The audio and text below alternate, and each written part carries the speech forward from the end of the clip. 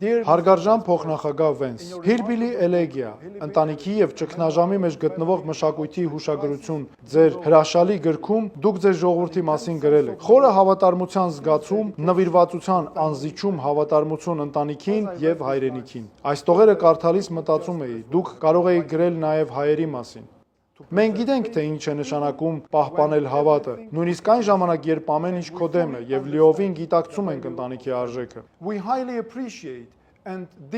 Մենք բարձր ենք գնահատում եւ խորապես արժևորում ենք ձեր եւ նախագահ Թրամփի անցյալ գարնանը ձեռնարկած ջանքերը Հայաստանի նկատմամբ նոր ագրեսիան կանխելու ուղղությամբ, որի արդյունքում ստորագրվեց TRIP-ը։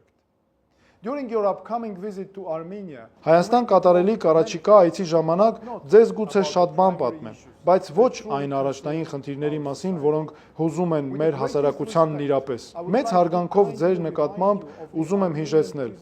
Ադրբեջանում անօրինական պահվող հայ գերիների եւ պատանդների նրանց խոշտանգումների մասին։ Նրանք քրիստոնյաներ են, որոնց միակ հանցանքը նրանց հավատն ու ազգային ծագումն է։ Ադրբեջանը 2021 թվականից նաև օկուպացրել է Հայաստանի ավելի քան 200 քառակուսի կիլոմետր տարածք։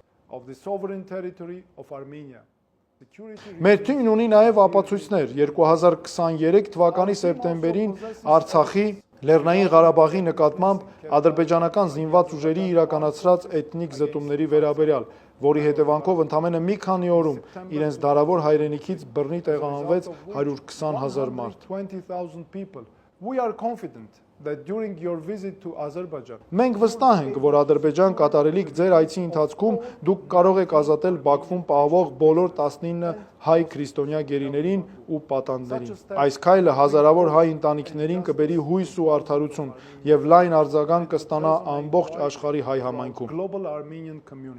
Հարատև խաղաղություն հաստատելու ԱՄՆ-ի ջանքերը նպատակին կհասնեն, երբ Ադրբեջանը դուրս գա Հայաստանի օկուպացված տարածքներից, ինչպես նաև վերականգնվեն բռնի տեղահանված 100,000-ից ավելի քրիստոնյա հայերի բնական իրավունքները։ Մեր ժողովրդի համար նախագահ Թրամփի եւ ձեր այս ջանքերը կդառնան հերոսական եւ ձեր անունները հավերժ կմնան մեր պատմության էջերում։ Ձեր տատիկն ասում էր. Աստված օգնում է նրանց, ովքեր օգնում են իրենք իրենց։ Մենք հենց այդպես էլ անում ենք, օգնում ենք ինքներս մեզ եւ համոզված ենք, որ Աստված մեզ ուղարկել է ընկերներ։ Մեծ ակնկալիքով սպասում ենք ձեր առաջիկա այցին Հայաստան եւ տարածաշրջան։